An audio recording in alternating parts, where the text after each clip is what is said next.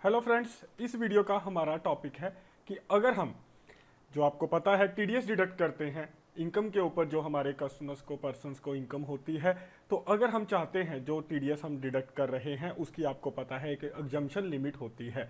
अगर हम चाहते हैं कि उस एग्जम्पशन लिमिट को हम इग्नोर करके टीडीएस डिडक्ट करना चाहते हैं तो वो कैसे हम टैली के अंदर डिडक्ट कर सकते हैं, यानी कि हम एग्जम्पशन लिमिट को इग्नोर करके टीडीएस डिडक्ट करना चाहते हैं। तो सबसे पहले मैं आपको अकाउंटिंग इन्फो के अंदर हमने एक स्टैचुरी इन्फो के अंदर जाकर टीडीएस नेचर ऑलरेडी बना रखा है। जैसे बात करेंगे हम रेंट की, हमने ये रेंट का ऑलरेडी अकाउंट बना रखा है और इसकी ये 1 ईयर की लिमिट है 1,80,000 की। तो ये 1 ईयर की लिमिट है जो हम इस के बेस पे टीडीएस डिडक्ट करते हैं, यानी कि अगर हम अमाउंट पे करेंगे 1 ईयर की 1,80,000 से कम तो टीडीएस डिडक्ट नहीं होगा। अगर 1,80,000 से अबव पे करेंगे, और ये साल की लिमिट है, लेकिन जो हम रेंट पे करते हैं टैली के अंडर वो हम पर मंथ पे करते हैं। तो आइए कैसे हम इस अमाउंट को इग्नोर करेंगे रेंट पे करते हुए, और हमें ये अमाउंट क्यों इग्नोर करनी पड़ती है ये भी मैं आपको बताऊंगा। तो अकाउंटिंग वाउचर के अंदर चलेंगे, जर्नल के अंदर जाकर हम ये एंट्री को पास करेंगे। यहाँ पे हम लिखेंगे टीडीएस यानी कि रेंट पेड, यहाँ पे हम लिखेंगे रेंट पेड ऑन बिल्डिंग। मान लीजिए हमने अगर 10,000 का रेंट पे करना है पर मंथ, तो ये पर मंथ हम 10,000 का पे करना चाहते हैं।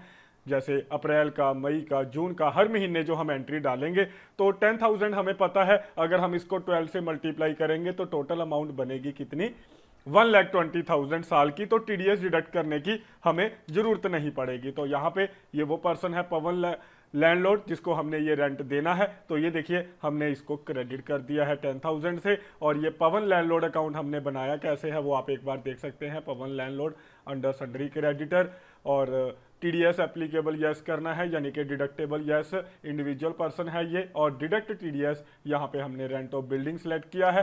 बस ये अकाउंट इस तरीके से हमने क्रिएट किया है, और ये देख सकते हो आप ये टीडीएस डिडक्ट नहीं कर रहा।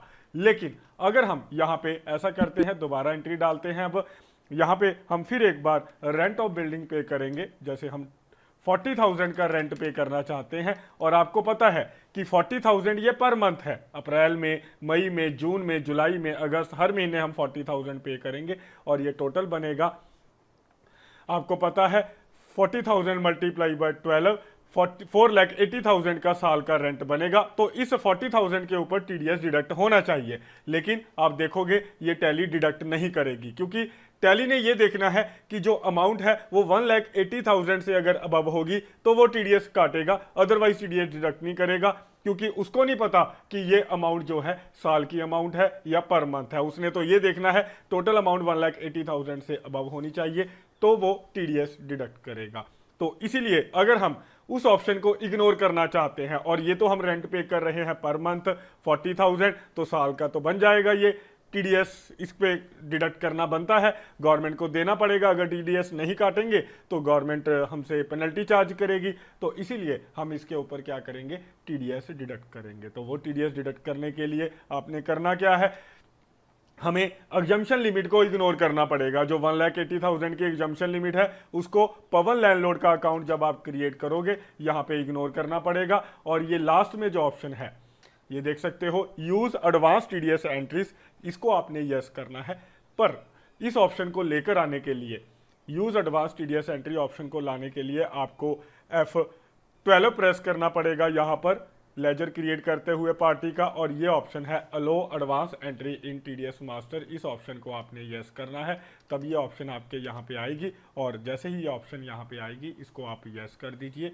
और उसके बाद आपने ये देखिए ऑप्शन है ignore income tax exemption limit, हम इग्नोर करना चाहते हैं, इसको आप इग्नोर कीजिए। और आप ये से पूछ रहा है कि क्या पूछ रहा है कि आपने ये इग्नोर कौन से नेचर के ऊपर करनी है। यहाँ पे हम सिलेक्ट करेंगे रेंट ऑफ बिल्डिंग के ऊपर, हमें जो भी हम रेंट ऑफ बिल्डिंग इस पर्सन को पे करेंगे उसके ऊपर हम इग्नोर करना चाहते हैं। तो ऐसे आप एग्जम्पशन लिमिट को जैसे ही इग्नोर करेंगे तो ये देखिए ये टीडीएस डिडक्ट कर लेगा, और जो टीडीएस अमाउंट है वो आप टीडीएस रेंट का जो हमने ये अकाउंट बनाया है उसके अंदर ये डाल सकते हैं। तो ये टीडीएस रेंट का अकाउंट। तो इस तरीके से अगर आप एग्जम्पशन लिमिट को, जो एग्जम्पशन लिमिट है उसको इग्नोर करके टीडीएस चार्ज करना चाहते हैं तो आप ऐसे चार्ज कर सकते हैं। और इसके बाद आप पवन कुमार को पेमेंट वाउचर में जाके पेमेंट कर दीजिए और टीडीएस की पेमेंट कर सकते हैं।